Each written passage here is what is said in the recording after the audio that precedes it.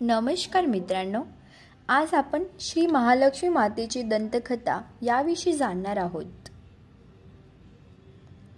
महाराष्ट्र राज्यातील पालघर जिल्ह्याच्या डहाणू तालुक्यात राष्ट्रीय महामार्ग क्रमांक 48 वर विवडवेढे या गावी श्री महालक्ष्मी मातेचे मंदिर आहे। पितृ अमावस्येच्या दिवशी या ठिकाणी आदिवासी लोकांची यात्रा भरते। स्थानिक भाषेत यास बारसी असे म्हणतात। या दिवशी शेतात पिकलेले धान्य जसे भात, बाजरी, भाजीपाला, फळे व इतर मातेला अर्पण करून मातेची पूजा केली जाते।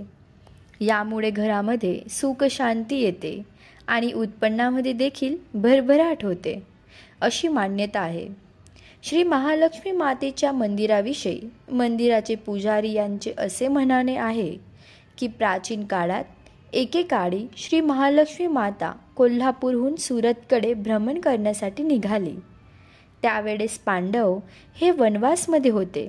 भ्रमण करता करता श्री महालक्ष्मी माता डहाणूजवळील सोनाड गावाजवळ पोहोचली। तेव्हा रात्र झाली होती।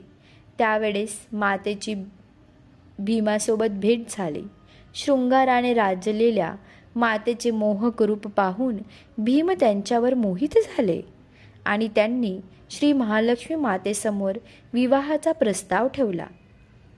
परंतु मातेस त्यांचा हा प्रस्ताव अनुचित वाटला आणि त्यांनी भीमासमोर एक अट ठेवली की वाघाडी गावाजवळूनच वाहणाऱ्या सूर्या नदीवर एका रात्रीत बांध बांधून नदीचे पाणी मुसळ्या डोंगराच्या पायथ्याजवळून वळविले तर मी आपल्याशी विवाह करेन।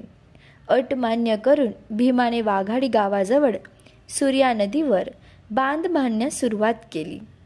पहाटेपर्यंत बांध बांधून पूर्ण होत आला तेव्हा मातेच्या लक्षात आले की काहीतरी अनर्थ होणार आहे आणि त्यांनी कोंबड्याचे रूप धारण करून कुक कुकळो अशी बांग दिली।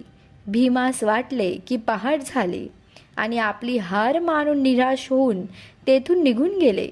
सदराचा बांध हा भमी बांध म्हणून ओळखला जातो आणि आजही अर्धवट स्थितीत अस्तित्वात आहे। तेथूनच जवळ असलेल्या रानशेत गावाजवळ पर्वतावरील एका गुहेत जाऊन विश्राम करण्याकरिता माता बसली। काळ असाच जात राहिला।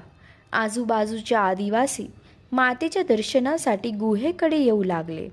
यातच मातेच्या दर्शनासाठी नित्य नियमाने येणारी एक महिला भाविक गरोदर राहिली।